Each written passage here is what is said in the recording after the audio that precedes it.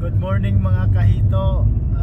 Pupunta na kami ngayon sa customer namin para magde-deliver ng 500 pieces hito fingerlings. Kasama si YP, yung nurse natin, si Pujigay, at saka si Queenie, yung Dober great day natin, Dober day. So pupunta kami ngayon alas